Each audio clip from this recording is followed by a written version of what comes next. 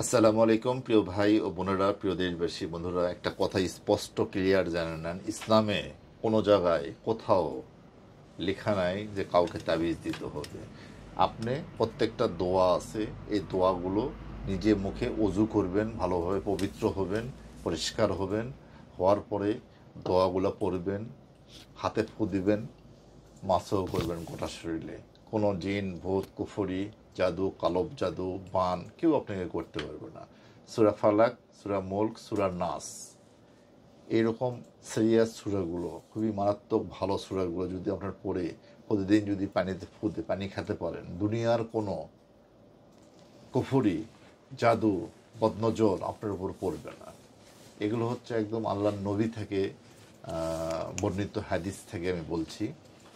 এর পাশাপাশি আজকে এক মা আসছে টাঙ্গাইল সুখীপুর থেকে, তার হাজব্যান্ড অনেক ওয়েল এডুকেটেড একজন পার্সন।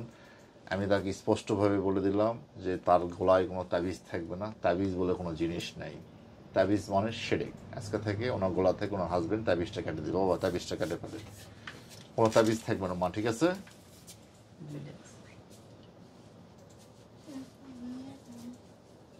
গলারটা কেটে দেন, পরে ওটা কেটে দিন, সমস্যা নেই, গলারটা কেটে দেন, ঠিক আছে? তাবিজ বলে কোনো জিনিস আমাদের ধর্মে তাবিজ নাই, ঠিক আছে? নিজের কবিরাজ আপনি নিজেই হয়ে যান। এখন আমরা সরাসরি ওনার মার সাথে কথা বলবো। আসসালামু আলাইকুম। বাবা, আপনি তো অনেক কবিরাজের কাছে গেছেন, এরকম কি এনভায়রনমেন্ট আপনি কোথাও দেখছেন? না, দেখিনি। আমার মেয়ের জন্য অনেক কভারেজ দিয়েছি, কোনো কাজ হয়নি। অনেক কোনো কাজ হয়েছে না। কিন্তু আমি চ্যালেঞ্জ কেন দিচ্ছি জানেন?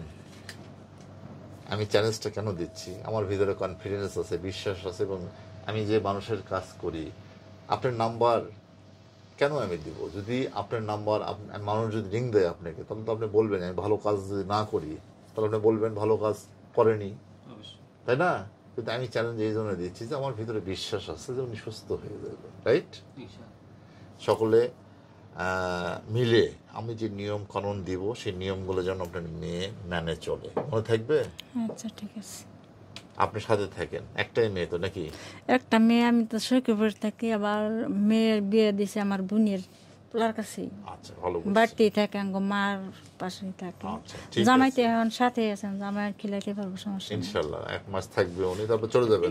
3 মাস 3 মাস আছে, হ্যাঁ, তারপর চলে যাবেন।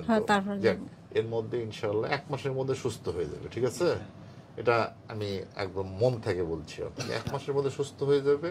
তবে কন্টিনিউ 3 মাস ওষুধগুলো খেয়ে যাবে। অনেক বড় কুফরি ছিল, সেগুলো আমরা বাইর করে নেব আজকে।